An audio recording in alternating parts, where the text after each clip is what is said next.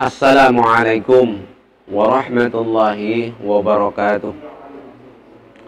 Alhamdulillah nahmaduhu wa nasta'inuhu wa nastaghfiruh. Na'udzu billahi min syururi anfusina wa min sayyiati a'malina. May yahdihillahu fala mudhillalah wa may yudlil fala hadiyalah. Asyhadu an la ilaha illallah wahdahu la syarikalah wa asyhadu anna Muhammadan abduhu wa rasuluh. Allahumma salli wa sallim wa barik ala sayyidina Muhammad wa ala alihi wa ashabihi wa dhurriyyatihi wa man tabi'ahum bi ihsanin ila yaumiddin, amma ba'd. Saudaraku jamaah Masjid Agung Ibnu Battuta, kaum muslimin muslimat, kita bersama-sama bersyukur kepada Allah Subhanahu wa taala. Inilah kesempatan pertama kita dimuliakan oleh Allah memasuki bulan Ramadan yang tidak semua orang diberi kesempatan seperti kita. Tidak ada alasan bagi kita untuk tidak bahagia. Tidak ada alasan bagi kita untuk tidak bersyukur. Janganlah karena kepandaian kita mengeluh, karena keterampilan kita menganggap ada yang kurang dalam hidup ini, lalu kita merasa sedih dan kita tidak merasa bahagia. Masih banyak kebahagiaan yang masih Allah limpahkan, dan kita masih cukup banyak alasan untuk bisa berbahagia. Roh yang masih ada pada jasad kita, cukup alasan bagi kita untuk berbahagia. Iman yang Allah berikan kepada kita, cukup menjadi alasan bagi kita untuk bahagia. Mata kita masih normal, mulut kita masih normal, perut kita masih normal, semua organ tubuh kita masih normal. Dan masih banyak lagi yang kita tidak mampu menghitungnya, betapa banyak karunia Allah yang diberikan kepada kita. Sehingga saya mengajak diri saya dan kita semuanya, mari kita tidak berhenti bersyukur dan kita tidak berhenti untuk bahagia. Jangan pernah kehabisan alasan untuk bahagia. Jangan pernah bersedih, jangan pernah kita mengeluh, karena Allah sudah mengatur semua kehidupan ini dengan sangat sempurnanya. Oleh karena itu, marilah kita sempurnakan dan usaha untuk menyempurnakan semua ibadah-ibadah yang sangat mungkin untuk kita laksanakan di bulan Ramadan ini. Sebagaimana kemarin kita sampaikan lewat anjuran ibadah Ramadan di rumah, dengan menjadikan tema utama kita adalah Ramadan 1441 Hijriah, pancarkan cahaya dari rumah. Mudah-mudahan kita sudah mulai bisa melaksanakan sejak tadi malam. Mudah-mudahan kita sudah bisa membuat suasana yang indah, suasana yang menyenangkan, suasana yang khusyuk di rumah kita masing-masing. Mudah-mudahan kita bisa mengatur HP kita bisa mengatur televisi kita bisa mengatur makanan kita, mengatur setting rumah kita, sehingga kita tetap merasakan indahnya Ramadan, khusyuknya Ramadan pada tahun ini, sehingga pada saatnya rumah-rumah kita benar-benar bercahaya sampai ke langit. Langit yang terbuka hari ini, ridho Allah yang terbuka hari ini, mari kita manfaatkan dengan sebaik-baiknya. Kita terus panjatkan doa-doa kita. Kita terus alirkan zikir-zikir kita. Kita terus suasanakan ibadah dalam sepanjang hidup kita. Kita tidak bisa mengandalkan apapun, memang kita hanya mengandalkan pertolongan dari Allah Subhanahu wa taala. Mudah-mudahan Allah menolong kita, menolong keluarga kita, menolong lingkungan rumah tangga kita, sehingga semuanya dapat kita lakukan dengan baik dan menghasilkan keridhaan Allah Subhanahu wa taala.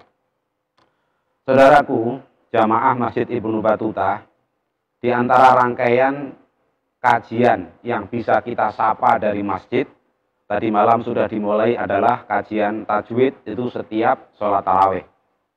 Setiap selesai sholat tarawih ada kajian tajwid dan rangkaiannya. Kemudian setiap sholat subuh, usahakan untuk tidak tidur-tiduran, walaupun itu memang sangat mungkin kalau di rumah. Ini akan ada kajian tafsir Al-Quran, surat-surat pendek, yang pagi hari ini insya Allah akan kita mulai dengan membahas surat At-Takatsur, kelanjutan dari pembahasan Ramadan tahun yang lalu. Kemudian pada setiap sore menjelang buka puasa, insya Allah akan ada kajian menjelang buka puasa, dan dilanjutkan dengan adzan online dari Ibnu Battuta. Mudah-mudahan ini membantu membuat suasana yang tetap menghadirkan Ramadan yang penuh dengan rahmat, penuh dengan maghfirah, dan penuh dengan keberkahan. Mudah-mudahan semua kita mendapatkan keberkahan Ramadan tahun ini justru dengan kita berada di rumah, justru ketika kita banyak tantangan, maka mudah-mudahan setiap tantangan itu selalu menghasilkan kemenangan demi kemenangan, karena kemampuan kita melawan tantangan demi tantangan itu. Baiklah, saudaraku, kita akan memulai surat At-Takatsur. Pada akhir bulan Ramadan tahun 1440 Hijriah tahun yang lalu, kita sebenarnya mengawali surat At-Takatsur ini walaupun tidak selesai karena Ramadannya sudah selesai. Maka akan kita awali kembali surat At-Takatsur. A'udzubillahi minasyaitonir rajim. Bismillahirrahmanirrahim. Alhaakumut takatsur hatta zurtumul maqabir. Kalla sawfa ta'lamun, tsumma kalla sawfa ta'lamun. Kalla law ta'lamuna 'ilmal yaqin la tarawunnal jahim. Tsumma la tarawunnaha 'ainal yaqin. Tsumma la tus'alunna yawma idzin 'anil na'im. Ada dalam ayat di surat At-Takatsur. Kita perkenalan dulu dengan At-Takatsur. Kita perkenalan dulu dengan surat ini. Sehingga nanti apabila kita sholat, membaca surat ini, kita benar-benar bisa pertama meresapi maknanya. Yang kedua, kita mengambil pelajaran yang ada di dalamnya, dan lalu kita praktekkan dalam kehidupan kita sehari-hari. Kita menjadi orang-orang yang dipilih oleh Allah untuk mengaplikasikan Al-Quran, membumikan Al-Quran, menjalankan Al-Quran dengan kehidupan sehari-hari. Sehingga benar-benar orang Muslim itu punya spek. Jadi kalau dia disebut Muslim, mereknya saja sudah Muslim, maka speknya kelihatan, di jalan kelihatan, di rumah kelihatan, kumpul dengan orang kelihatan, ketika sendiri kelihatan. Oh, itu ciri-cirinya orang Muslim. Apa yang membuat orang Muslim punya spek semacam itu? Karena orang Muslim memang melaksanakan apa yang Allah ajarkan dalam Al-Quran. Dan inilah yang membedakan. Jadi bukan soal pakaiannya. Kalau pakaian bisa yang banyak niru. Kalau pakaian banyak dijual. Orang tidak Muslim pun bisa beli pakaian Muslim. Kalau soal gaya ucapan, banyak yang bisa niru. Orang Muslim juga pinter bilang assalamualaikum, insyaallah, alhamdulillah. Itu banyak yang bisa niru. Karena soal keterampilan. Tetapi bukan itu yang bukan hanya itu maksudnya yang akan kita tunjukkan, tapi akan kita tunjukkan bagaimana perilaku kita, mindset, cara berpikir kita, bagaimana kita ketika bersama orang lain, ketika kita bersama keluarga, ketika kita selaku penjual, ketika kita selaku pembeli, selaku pelayan dan seterusnya. Itu semua punya spek sendiri. Inilah yang membuat orang Islam itu unggul. Orang Islam itu ya'lu alaih. Dan nanti akan menghasilkan, semua orang akan menyaksikan bagaimana orang Islam itu. Jadi bukan hanya tampilan-tampilan atau hanya bentuk-bentuk perilaku sesaat. Dan ini benar-benar ingin kita tunjukkan yang nanti akan kita pertanggungjawabkan di hadapan Allah Subhanahu wa taala. Memahami surat At-Takatsur. Yang pertama, At-Takatsur itu ada 3 nama. Jadi surat-surat di Al-Qur'an itu enggak hanya satu nama. Banyak. Ada yang bahkan satu surat punya 15 nama. Surat At-Taubah misalnya. Banyak namanya. Surat Al-Ikhlas. Itu surat yang enggak ada kata ikhlasnya di dalam. Semuanya punya nama. Dan memang penamaan itu berawal dari Rasulullah sendiri memberi nama. Kemudian para sahabat memberi nama. Ada nama yang dipopulerkan oleh kalangan tertentu. At-Takatsur ini yang populer itu ada 3 nama. Ya kita bilang populer menurut referensi. Kalau di masyarakat yang terkenal ya surat At-Takatsur. Tapi ada juga yang menyebut surat Al-Hakum. Jadi At-Takatsur udah yang paling populer di mushaf, di cetakan itu namanya surat At-Takatsur. Yang artinya kata takatsur itu dari kata kafuro, kafroh, pakai ta bukan tin, kafroh. Kalau kita ucapannya biasanya katir, syukran, kasiran, itu artinya banyak. Kasroh artinya sesuatu yang sangat banyak. Kemudian ketika menjadi at-takasur, itu menggunakan wazan tafa'ala. Itu artinya saling. Jadi kata yang memiliki makna saling. Artinya ada dua pihak yang sama-sama melakukan dan mereka saling. Kalau dari makna kasuro itu artinya banyak, kasroh itu sangat banyak, takasur itu maka artinya orang benar-benar saling berlomba memperbanyak. Itu dari segi makna bahasanya. Jadi at-takasur adalah isi surat ini berisi tentang fenomena yang dibacakan oleh Allah, yang diterangkan oleh Allah, kehidupan manusia yang suka berkompetisi dalam urusan bermegah-megahan, urusan soal banyak-banyakan, banyak pengikut, banyak jamaah, banyak harta, banyak-banyakan, ya urusan bermegah-megah. Kemudian nama yang kedua memang diambil dari ayat yang pertama juga, yaitu surat Al-Hakum. Kata Al-Ha dari kata laha, yalha, kemudian memiliki masdar lahbun yang artinya sibuk melakukan sesuatu tetapi mengabaikan sesuatu yang penting. Itu namanya laha. Maka sering diterjemahkan dengan lalai, sering diterjemahkan dengan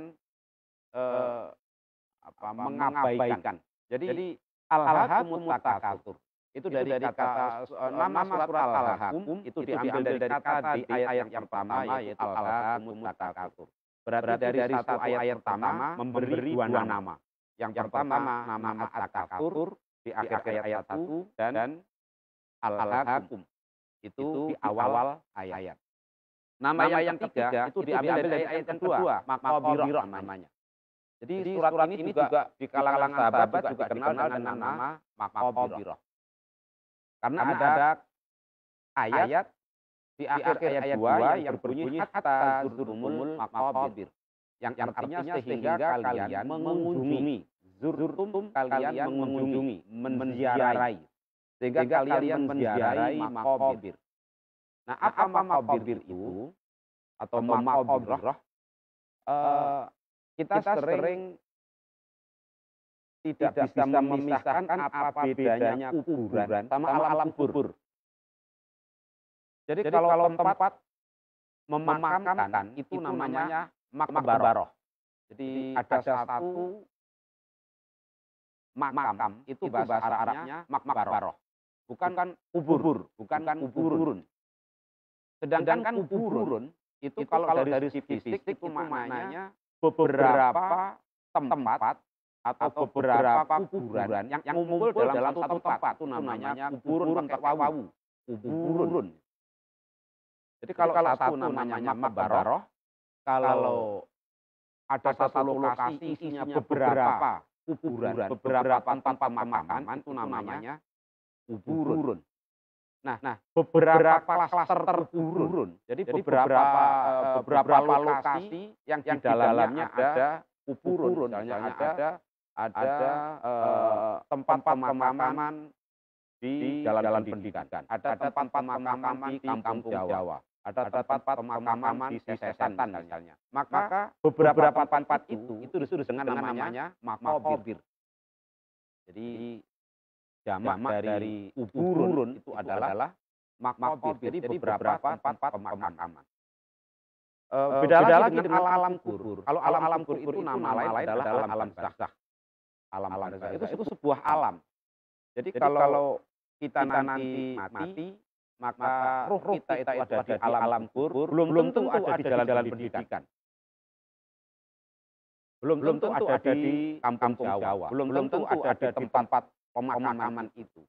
Allah yang Maha tahu di mana nanti posisi roh kita ketika kita itu sudah meninggal. Tetapi alam yang ditempati oleh roh kita itu namanya alam kubur. Kalau barzakh sendiri kan artinya pembatas. Jadi barzakhul layabghian, ada batas yang tidak terlampaui itu di lautan. Jadi pembatas itu barzakh. Sehingga Bisa jadi roh itu tidak jauh dari tempat kita, tapi karena kita ada batasnya, ada barzahnya, sehingga kita tidak saling bertabrakan. Jadi kepentingan orang yang sudah mati dan kepentingan orang yang sudah hidup itu tidak bertabrakan. Walaupun orang yang sudah mati juga belum ke akhirat, belum di alam akhirat, masih di alam dunia ini, tapi ada barzahnya. Itu kalau kita pahami dari makna bahasanya. Sehingga surat At-Takatsur memiliki 3 nama yang tadi sudah kita sampaikan artinya. Yang pertama adalah At-Takatsur, yang kedua surat Al-Haqqum, yang ketiga adalah namanya surat Maqabirah. Surat ini diturunkan di mana? Ada perbedaan pendapat.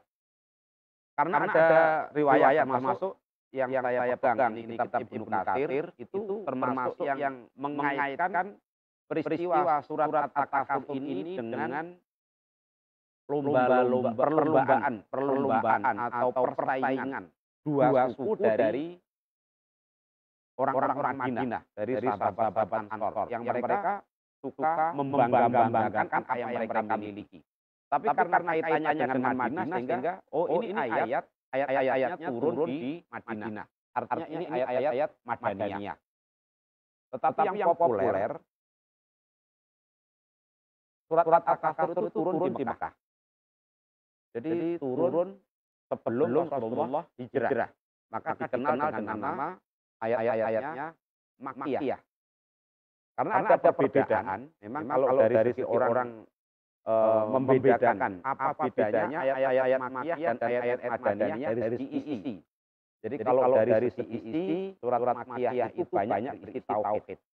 Sedangkan banyak ayat yang turun di Madinah atau ayat-ayat Madaniyah itu berkaitan dengan masalah hukum, kemasyarakatan, perekonomian, perpolitikan, itu banyak yang turunnya di Madinah. Yang ketika era Mekah itu tidak, Allah belum membimbing masalah itu, tapi masih menguatkan keimanan. Dan kalau kita lihat memang ayat ini nanti akan berisi kecaman terhadap kehidupan sosial ketika orang itu baik individu maupun kelompok, antar masyarakat atau antar individu, itu yang mereka saling membanggakan apa yang mereka miliki dan keinginan untuk menang atau keinginan untuk unggul dibandingkan dengan suku lain atau orang lain membuat dia lupa diri. Jadi orang biar dianggap dia itu hebat, maka dia mendramatisir kehidupan. Orang biar dianggap followernya banyak, dia beli follower. Biar dianggap masjidnya itu paling rame, maka dia bikin kehebohan, bahkan kepalsuan-kepalsuan. Yang itu jauh dari tujuan orang itu memakmurkan masjid. Ada orang pengen dianggap dia hidupnya sukses, pulang kampung, nyewa mobil yang paling mewah tapi ngutang. Itu hanya pengen disebut, ingin menunjukkan kebanggaan dirinya.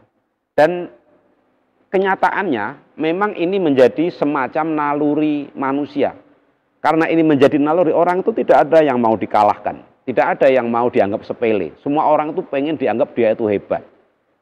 Dan Al-Quran banyak menyitir masalah itu, banyak membaca fenomena ini. Dan yang paling banyak dikritik oleh Al-Quran terhadap fenomena ini adalah ketika orang itu pertama membanggakan harta dan anak-anak. Jadi orang itu kalau soal derajat kepemilikan harta, dia merasa harus unggul. Saya itu lebih makmur, saya itu lebih sukses, saya itu lebih kaya. Dalam berbagai kondisi orang suka menampilkan itu. Suka menampilkan itu. Walaupun kreditan, tapi yang penting ditampilkan kelihatan kaya. Walaupun dipalsukan, atau mungkin bahkan hanya pinjaman, atau mungkin sebenarnya bukan miliknya diaku-akui. Soal anak, orang menceritakan anak itu tidak ada yang mau kalah. Bahkan orang yang tidak pengen diceritani aja diceritani. Wah, anakku itu hebat. Anaknya bisa ngomongnya cerita ke semua orang. Pokoknya seakan-akan anaknya itu paling hebat. Nanti punya mantu, ya mantunya paling hebat. Pokoknya tentang dirinya, tentang keluarganya. Ini yang membuat orang itu lengah. Lengahnya itu membuat dia lupa diri. Sampai dia berani berbohong, sampai dia berani mengada-ada, sampai dia berani mendramatisir. Jadi cerita juga nggak mau kalah. Pokoknya kalau udah ngomongin dirinya udah nggak mau kalah. Sampai sak ngimpi-ngimpi aja diomongin. Yang kedua itu yang berkaitan dengan, jadi yang pertama soal anak dan harta, yang kedua itu soal bisnis. Ada ego atau nafsu bisnis. Nafsu bisnis itu membuat orang itu lupa diri, buat orang itu lalai. Jadi kalau awalnya orang itu berkarir untuk mencukupi keluarganya, tapi tidak sedikit orang yang berkarir itu bukan mencukupi keluarganya, tapi berkarir untuk mencukupi hawa nafsunya, dan itu tidak akan pernah selesai. Ada orang berbisnis, tapi lupa waktu, lupa tujuan, lupa untuk apa dia itu berbisnis. Lalu yang ketiga, orang itu dilalaikan, itu berkaitan dengan soal kepopuleran, soal nama baik. Jadi dia itu harus populer, dia itu harus terkenal, dia itu harus unggul lah, harus ada keunggulan-keunggulan. Ini yang dikritik di dalam surat At-Takatsur. Melihat fenomena ini adalah fenomena umum, ya, fenomena ini adalah fenomena umum yang memang gambarannya yang pertama terjadi ketika masih di Mekah. Kemudian yang kedua terjadi juga ketika di Madinah berdasarkan beberapa riwayat. Dan ini terjadi sampai hari ini. Sampai hari ini orang itu banyak yang berbuat tidak mengacu kepada tujuan utamanya. Tapi orang itu berbuat hanya demi karena dia pengen dianggap hebat. Dia berbuat pengen dianggap pinter, pengen dianggap sukses, pengen dianggap tidak terkalahkan, ya pengen dianggap luar biasa. Hanya pengen dianggap, sebenarnya enggak. Sebenarnya enggak sukses. Sebenarnya enggak hebat. Sebenarnya enggak seperti yang pengen dianggapnya itu, sehingga dia bermain topeng. Jadi ayat-ayat ini kalau kita pelajari nanti kita akan tahu bagaimana fenomena manusia itu melakukan itu semua karena dia pengen dianggap hebat. Dan ayat ini ditujukan oleh Allah kepada kita. Ayat ini adalah petunjuk Allah untuk membimbing kita. Untuk apa? Agar kita tidak seperti itu. Marilah kita berbuat fokus kepada tujuan. Kita berbuat fokus kepada apa yang Allah perintahkan. Kita bekerja seperti apa, kita berkeluarga, kita punya anak, kita memiliki rizki, kita punya ilmu, kita punya pengaruh misalnya. Itu sama sekali bukan untuk jadi bangga-banggaan. Justru ketika kita sudah meleset, dan ini tipis sekali yang membedakan apakah orang itu serius, apakah cari kebanggaan. Itu tipis sekali, sulit untuk dibedakan. Maka ayat ini ketika kita baca, maka langsung menyentil kita. Akan langsung memberi pelajaran kepada kita. Apa benar saya termasuk yang seperti itu? Maka kalau kita yang termasuk seperti itu, tunggu saja tanggal mainnya. Maka kalla saufa ta'lamun, tsumma kalla saufa ta'lamun. Baiklah, ini yang melatar belakangi ayat ini. Maka Imam Ibnu Katsir ketika mengawali pembahasan ayat ini, beliau menjelaskan yaqulu ta'ala asghalakum hubbud dunya wa na'imuha wa zahratuha an talabil akhirati wa btighaiha. Allah berfirman pada surat ini berkaitan dengan asghalakum hubbud dunya. Kalian telah banyak disibukkan. Jadi kata laha, yalha, itu sibuk dengan sesuatu, melupakan sesuatu yang penting. Anak kecil bermain. Bagi orang dewasa, bagi orang tuanya, anak kecil itu harus makan. Harus tidur siang. Apalagi harus belajar, harus ngaji, dan seterusnya. Tapi begitu dia bermain HP misalnya, atau dia bermain dengan teman-temannya, makan lupa. Bagi orang tuanya, makan itu penting, lebih penting daripada main.